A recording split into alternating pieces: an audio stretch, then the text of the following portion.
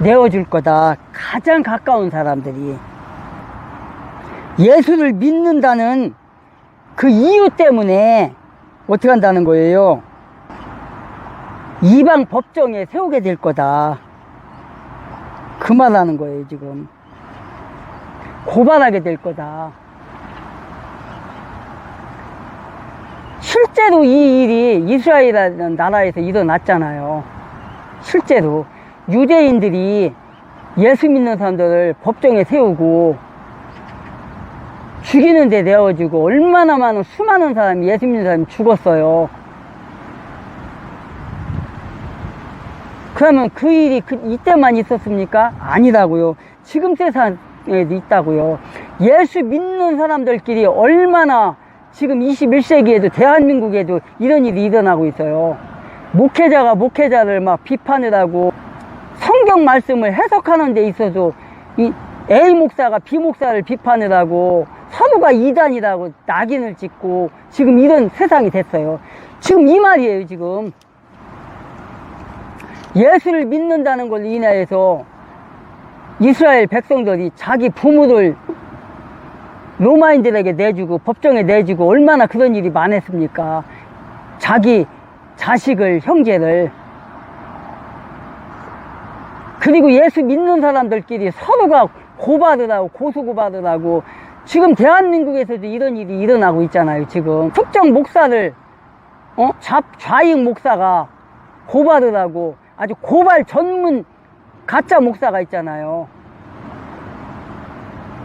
여러분들 유튜브를 보면 알겠지만 정말 대한민국에서 내놓으라는 목사님들이 그 전광훈 목사님과 함께하고 또 다른 목사님들과 함께하는 그 목사님들, 그 특정 뭐라 할까, 좌파, 나는 그 사람을 목사라고 보지도 않는데 김용민이라는 그 벙커교회 합정동에 그 교회 저도 알거든요. 그 교회 합정동에다가 벙커교회라는 이름이 벌써 이상하잖아요. 벙커.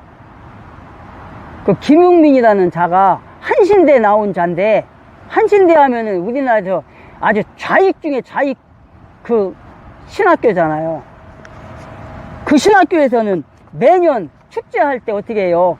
봄에 술판이 벌어지고 담배판이 벌어지고 하는 학교가 바로 그 학교거든요.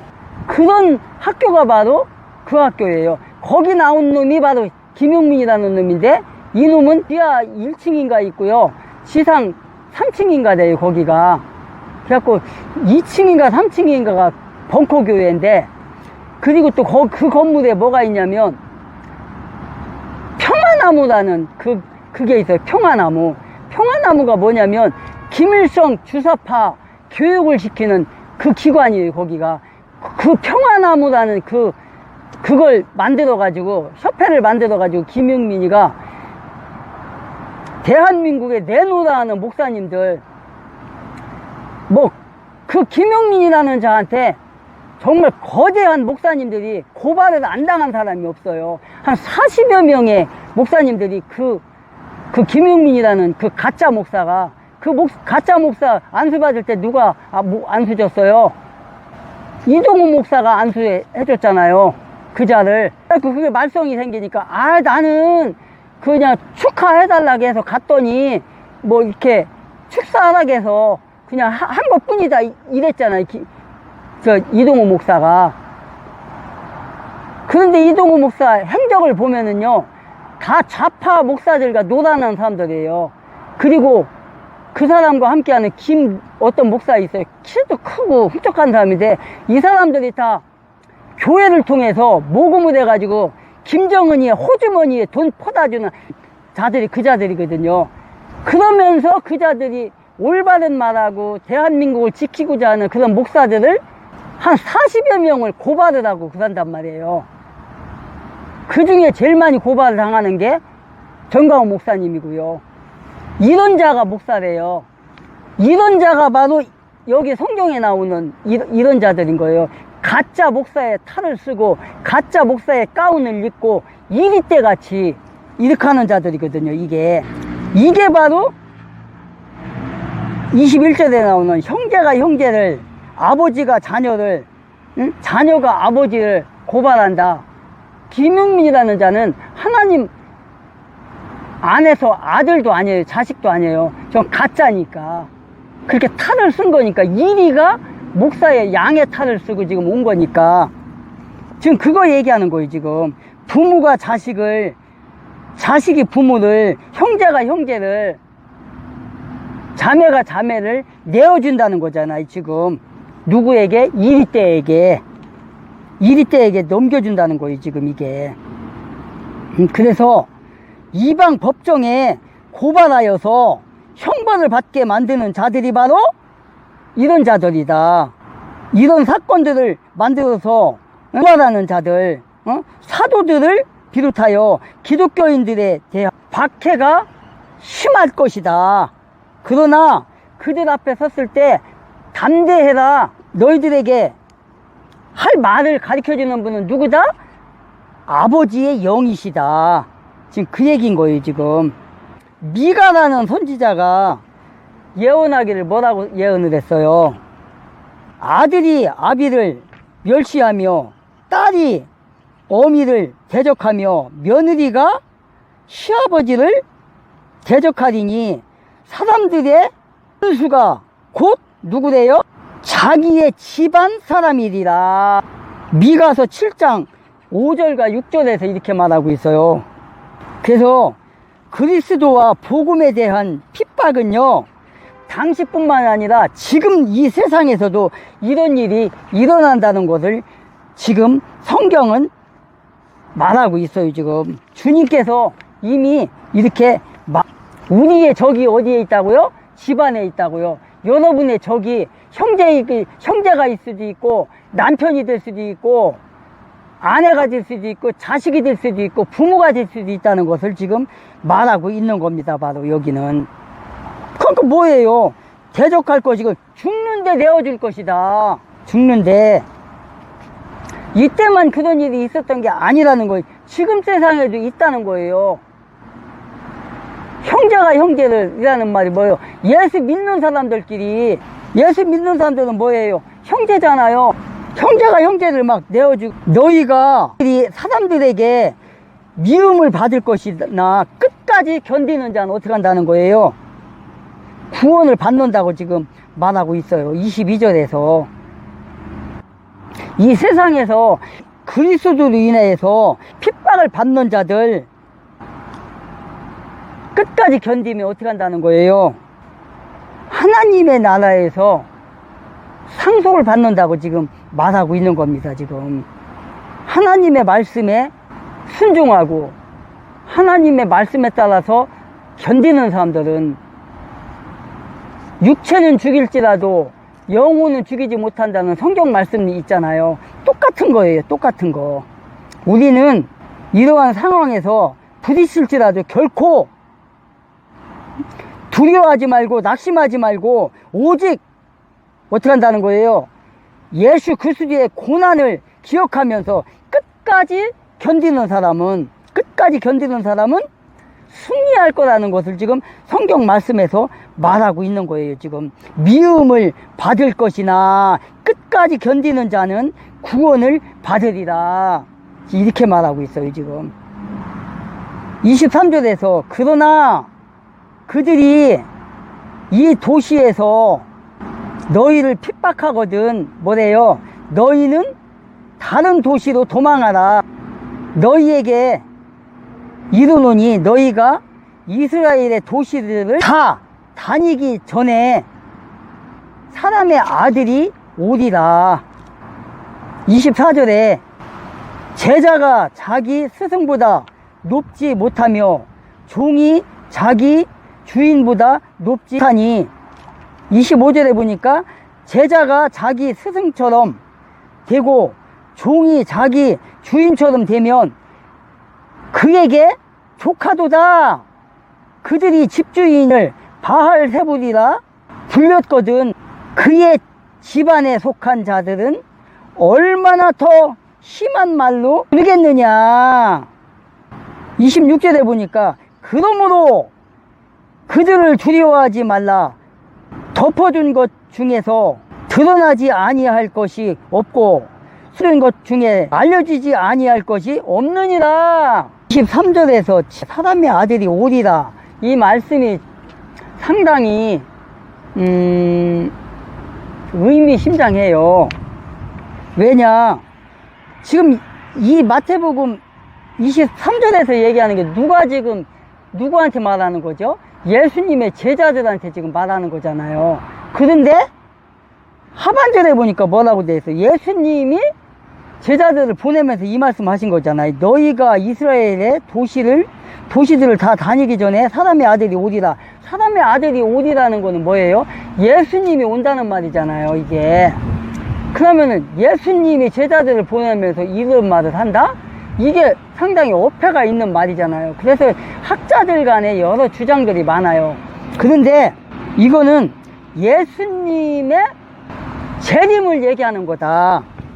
십자가에 못 박혀 돌아가시잖아요. 그렇게 하고 땅속에 묻혔다가 3일 만에 부활하셔서 이제 하늘나라로 가시잖아요. 그러니까 이제 재림을 하실 거란 말이에요. 이게 그때를 상징하는 거다. 그래서 이 유대인들은 지금 예수님이 지금 뭐라고 그래요? 제자들을 보낼 때 이방인의 길로도 가지 말고 사마리아인의 길로 가지 말고 어디로 가라겠어요? 잃어버린 양을 찾으러 가라겠잖아요. 그러니까 뭐예요? 예수님의 복음을 안 받아들이는 유대인들이 많았잖아요. 지금도 21세기에도 안 받아들이니까. 그러니까 이스라엘의 잃어버린 양을 찾으러 간다는 건 뭐냐면, 하나님께서 이스라엘 나라를 하나님의 제사장의 나라로 선택을 했는데, 그들이 하나님을 섬기고 하나님을 믿어도 하나님의 아들이신 예수 그리스도를 믿지를 않아요. 그래서 예수님을 죽여버린 거잖아요. 그렇기 때문에 이것은 내가 이제 앞으로 이제 저들에게 죽게 될 것이고 하늘나라로 갔다가 재림을 할 거다. 그러면은 그때까지, 내가 오기 전까지 복음을 전해서 유대인들이 구원의 길로 돌아설 거다. 그래서 지금 어떻게 21세기에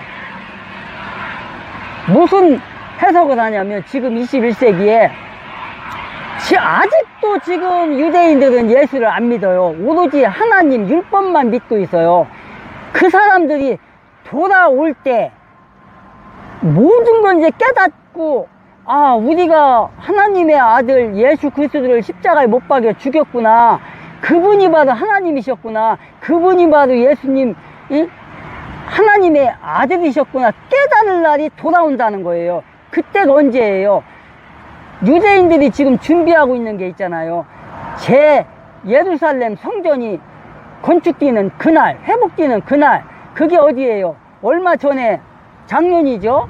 작년에 그 하마스가 이스라엘과 전쟁을 일으켜갖고 전쟁을 했잖아요. 지금도 하고 있는데, 지금 그 팔레스틴 거기에 뭐 갖고 전쟁을 한다겠죠?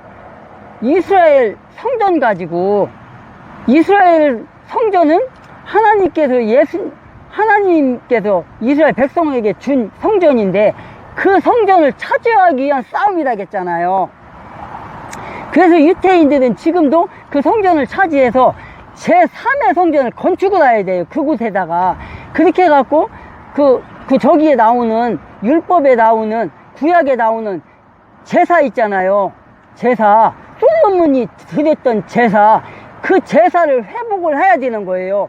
그러려면 어떻게 돼요? 모든 사람이 회개를 하고 자기들의 잘못을 뉘우치고 이제 돌아오는 때, 회개하고 예수를 믿는 때, 그때가 돌아올 거란 말이에요.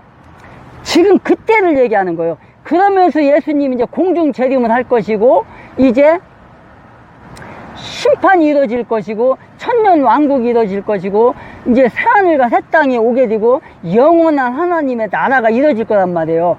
그때가 바로 이때를 얘기하는 거예요. 그러니까 예수님이 지금 말씀하신 게 이때를 얘기하는 거예요. 너희가 이스라엘의 도시들을 다 다니기 전에 사람의 아들이 오실 것이다. 복음이 다 전해진다는 거잖아요. 그렇게 되고, 아직도 예수를 믿지 않는 자들, 그때 이제 심판이 이루어지는 거예요.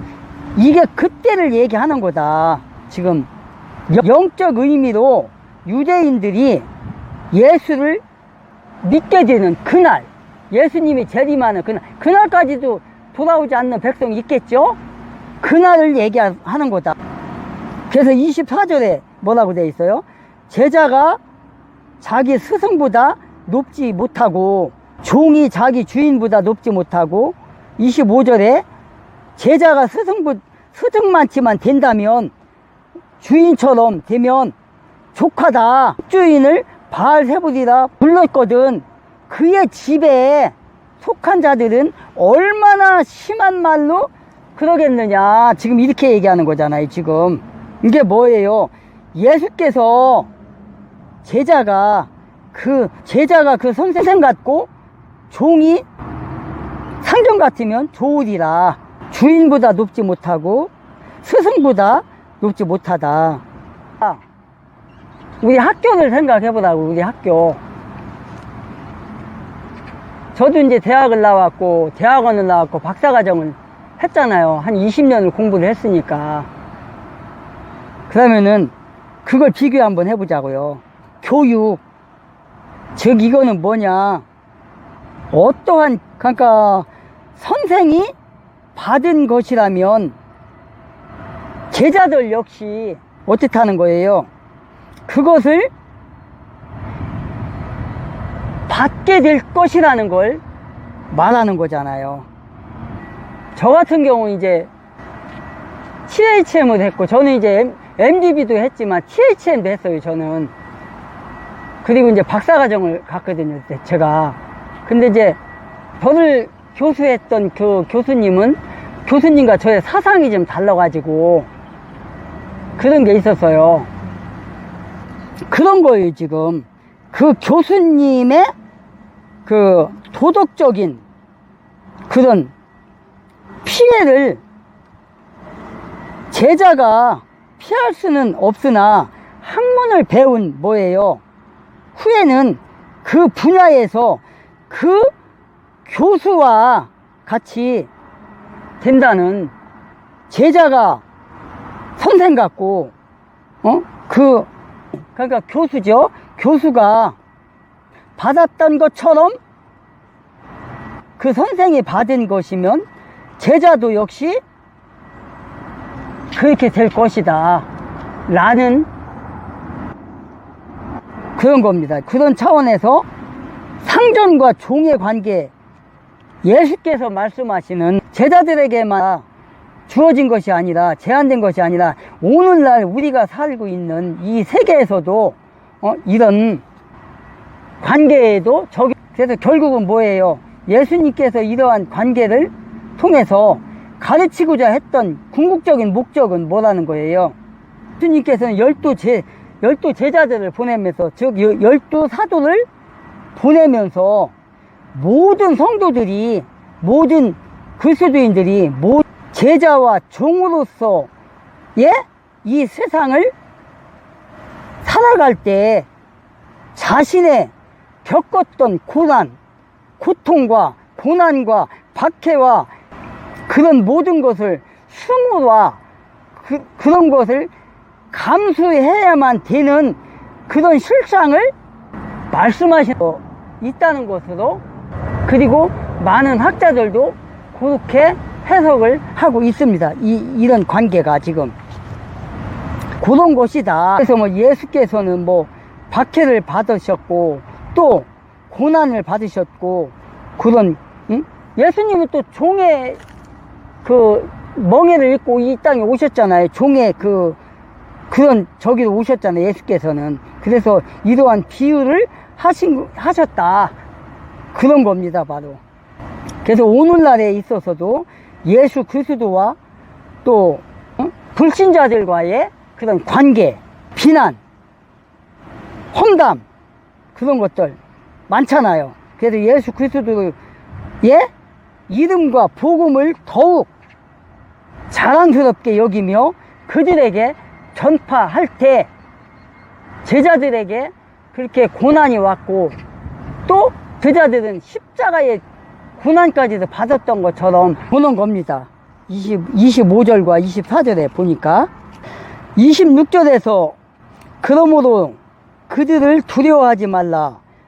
덮어둔 것 중에 드러나지 아니할 것이 없고 숨겨둔 것 중에 알려지지 아니한 것이 없으리라. 거짓 할 수 없다. 지금 그런 말이잖아. 이게 지금 26절에서 예수님께서 저희를 두려워하지 말라, 그 다음에 덮어둔 것이 드러나지 아니한 것이 없다, 이렇게 말씀하셨는데, 여기서 이 말씀은 바로 이겁니다. 예수를 바알세불이라고 유대인들이 그렇게 왜 바알세불이라고 했습니까?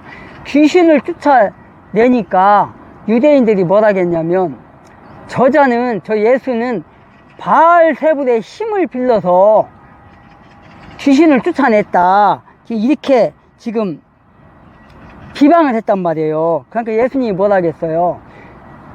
바알세불의 힘을 빌려서 마귀를 쫓아냈다면 너희들의 마귀는 누가 마귀들의 들어간 그 몸은 누가 쫓아낼 거냐, 지금 이렇게 지금 말하는 거잖아요. 지금 그래서 예수를 바알세불이라고 비방하는 바리새인들을 향해서, 유대인들을 향해서 지금 예수님께서 말하는 거예요. 그러면 너희들의 자식이, 너희들의 아버지가 너희들의 몸에 들어간 마귀는 그다음 누가 쫓아내냐, 마귀가 마귀의 집에 들어갔을 때 누가 쫓아낼 거냐, 이렇게 지금 말하는 거예요. 그래서 바리새인들은 처음에는 유대인들로부터 많은 호응을 받게 됐잖아요. 처음에 예수님이 막 마귀를 쫓아낼 때, 그때 이 바알세불을 힘입어서 쫓아냈다고 할 때 처음에는 유대인들에게 막 호응을 받았어요. 그러나 점점 날이 가면 갈수록, 세월이 가면 갈수록 결국은 어떻게 됐어요? 그들의 사악함이 드러났잖아요. 그러니까 뭐야, 저들이 거짓이잖아, 이렇게 된 거예요 지금. 그래서 그들의 실체가 드러나는 그런 일들이 벌어졌어요. 그런데 반면에 어떻게 됐어요? 제자들이 전하는 예수 그리스도의 복음은 어떻게 된 거예요? 천하만방에 전해진 거예요 지금 이게. 응? 그래서 숨겨진 것이 없다. 점차 신비한 비밀을 벗고 진리의 그 빛의 말씀을 비추어 제자들의 그 복음이 세상 만방에 지금 전해진 걸 얘기하는 거예요 지금 이게. 응? 현재 당하고 있는 비방을 더 이상 두려워하지 말라. 누구에게? 예수님이 제자들에게. 그냥 염려 말라, 지금 이렇게 지금 말씀하는 거예요. 그래서 예수께서는 제자들에게 몸은 죽여도 뭐를 못 죽이는 사람? 영혼은 못 죽이는 자들을 두려워하지 말라, 이렇게 말하는 거예요 지금. 제자들을 향해서 너희들의 몸은 죽일 수 있다. 칼로 찔러서 죽일 수 있고, 작두의 목을 잘라 죽일 수 있고, 화자굴에 던져서 죽을 수 있다. 그러나 뭐를 못한다는 거예요? 너희들의 몸은 죽여도 너희들의 영혼은 어떻게 할 수 없다, 죽이지 못한다, 지금 이 말을 하는 거예요. 그러면서 뭐예요? 그들을 두려워하지 말라, 지금 이렇게 말씀하시는 거예요. 그래서 예수님은 예수 그리스도를 반대하는 자들은 복음을 전파하는 뭐예요? 제자들을 받게 하지만 거기에 두려워하지 말라. 너희들의 목숨을 빼앗을 수는 있지만, 복음을 위해 순교 하지만 너희들의 영혼은 어떻게 한다고요? 너희들의 영혼은 뺏어가지 못할 거다, 그렇게 말하고 있는 거예요. 예수를 반대하던 유대인들이 누구를 또 죽였어요? 유대인들이 순교자 스데반을 죽였잖아요. 돌로 쳐 죽였잖아요. 목숨을 뺏어갔잖아요. 그러나 영혼은 죽이지 못했다는 거예요. 복음을 전파하기 위해서는 때로는 목숨도 버려야 된다고 지금 말하는 거 있는 거예요. 버려야 할 때가 있고, 또 뭐라는 거예요? 결국은 진리가 승리한다는 것을 지금 예수님께서 말하고 있는 거예요. 26절에서 지금 승리한다. 박해자가 아무리 위협하고 해도 굴복하지 말고 복음을 뭐라는 거예요? 전파하라. 복음을 위해 그리스도인들의 목숨을 바칠 각오로 해라. 위협에 굴복하지 말라. 지금 이러는 거예요. 지금 저 악한 자들에게 목숨을 잃을지라도 승리한다. 승리할 것이다. 지금 이렇게 말하고 있는 거예요. 너희들의 목숨을 뺏어갈 수는 있지만 복음의 빛을 숨길 수는 없다. 덮어줄 수는 없다. 지금 이렇게 말하고 있는 거예요. 지금 결코 진리를 숨길 수는 없다. 진리가 드러나지 않을 수가 없다. 그리고 거짓은 드러난다. 결국은 진리가 승리하고 결국은 박해자들은 어떻게 한다? 박해자들은 좌절할 수밖에 없고 죽을 수밖에 없다. 그래서 박해자들의 위협에 굴복할 필요는 없다. 복음을 위해 모든 것을 바칠 수 있는 그리스도인들이 돼야 된다. 그럴 때 우리는 승리할 수 있다. 그 말을 지금 하고 있는 겁니다. 빛은 숨겨지지를 않는다. 빛을 숨길 수는 없다. 오늘은 여기까지 하겠습니다. 다고 다음에 27절부터 하겠습니다. 우리가 끝까지 견디고 나아간다면 우리는 결코 승리할 것입니다. 그러면 다음에 만나는 그날까지 승리하시고 정말 여러분이 뜻하시는 바 승리의 축배를 나누는 그런 시간들이 되기를 기도합니다. 샬롬. 저희는 전직 여야 국회의원과 우리나라 각계 인사들로 구성된 자유헌정포럼 회원들입니다. 지금 나라가 백척간두에 서 있습니다. 우리의 뜻을 우리 자유민주체제와 시장경제를 신봉하는 우리 대한민국 국민들에게 알리기 위해서 오늘 기자회견을 갖도록 하겠습니다. 기자회견문을 알리겠습니다. 대한민국 국민에게 고합니다.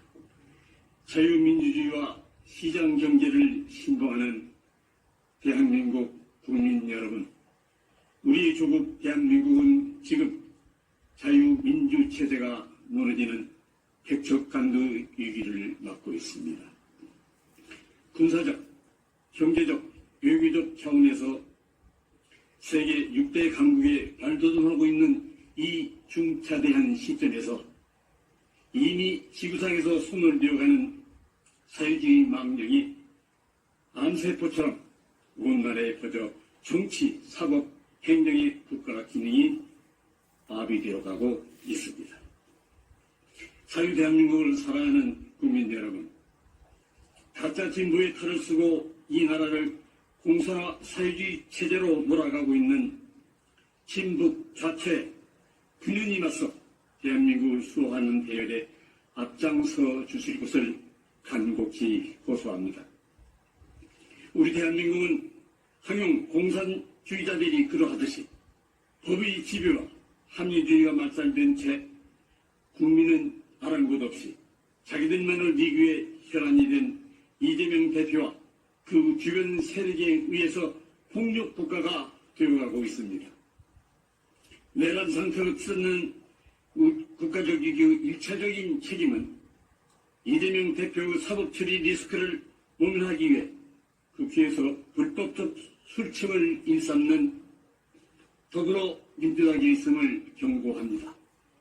이재명 대표는 현재 4개 법정에서 11가지 제목으로 재판을 받고 있는 형사 피고인입니다. 이 대표의 혐의는 성남시장 재임시 금당구 대장동 백현동 일대를 민간업자에게 개발토록 함으로써 천문학적인 숫자의 개발 이익을 안겨준 혐의를 비롯해서 대북 송금 사건과 공직선거법 위반 및 이중교사 혐의 등입니다. 이는 엄청난 중형이 예상되는 사건임에도 이재명 대표와 주변 세력은 수사검사를 탄핵하고 재판을 기피하는 등의 수법으로 사법 질서를 무너뜨리는 폐악을 저질러 오고 있는 것입니다. 이제 대한민국이 사회주의 국가로 가느냐 아니면 자유 가치를 내세우는 민주 대한민국의 체제를 지키느냐는 오직 사법부의 판단에 달려있다 할 것입니다. 여야 전체 국회의원과 각계 인사 300여 명으로 구성된 자유헌정포럼 회원들은 조희대 대법원장 체제의 사법부가 정의의 편에서 있음을 굳게 믿고 있습니다.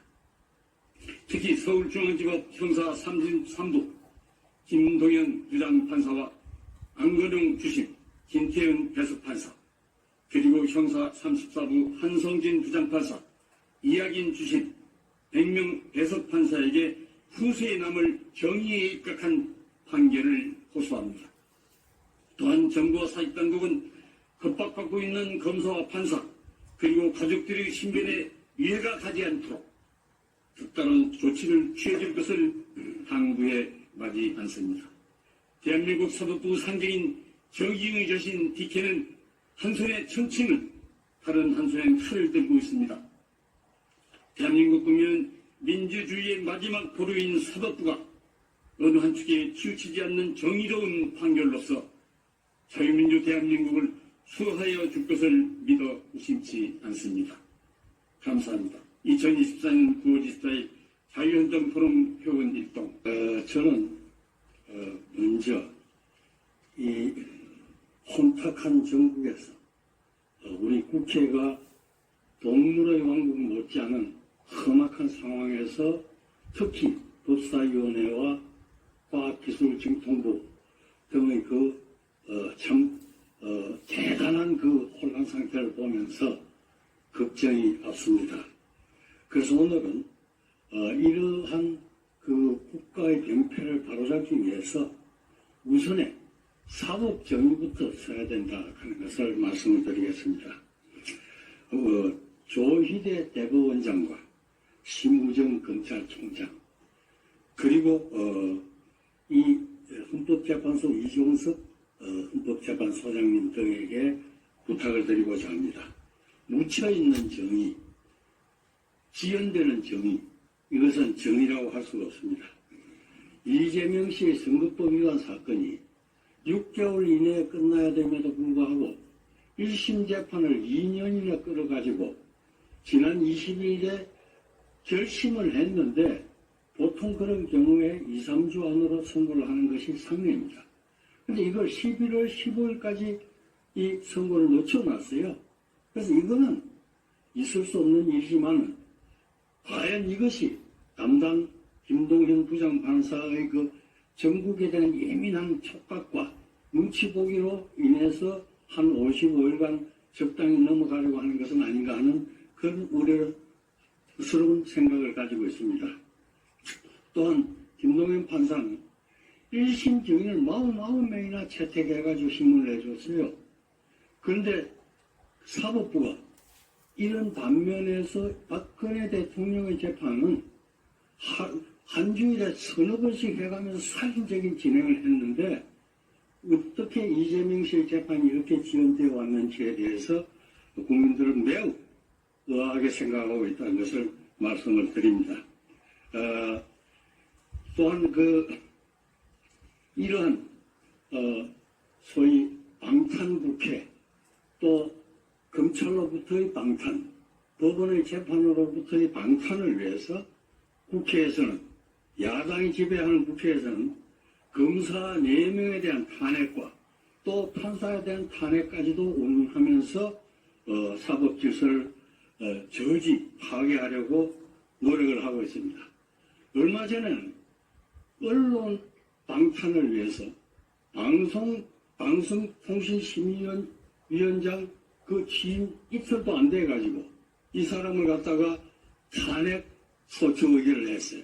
이게 아마 앞으로 세계 기록적인 그런 탄핵 심판 결과로 보고 기네스북에 오르지 않을까 이렇게 제가 생각을 하고 있습니다. 따라서 이제 이 무너진 국회와 또 무너진 사법부와 무너진 언론을 다시 잡기 위해서 우리가 총궐기해야 되겠습니다.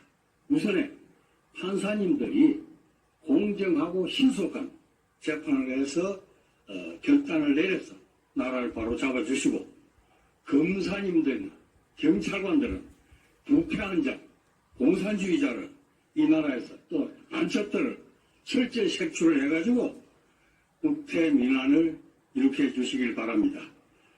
이러한 모든 과정에서 특히 검사님들, 판사님들 중요하지만 공무원 한 사람 한 사람이 매우 중요합니다. 어떤 그 경찰에서도 정보 사찰 기능을 더욱 강화해가지고 간첩과 공산주의자 챙출 그리고 부정부패자 처단에 최선을 다해 주시길 바랍니다. 감사합니다. 네, 이상 의견을 마치도록 하겠습니다. 감사합니다.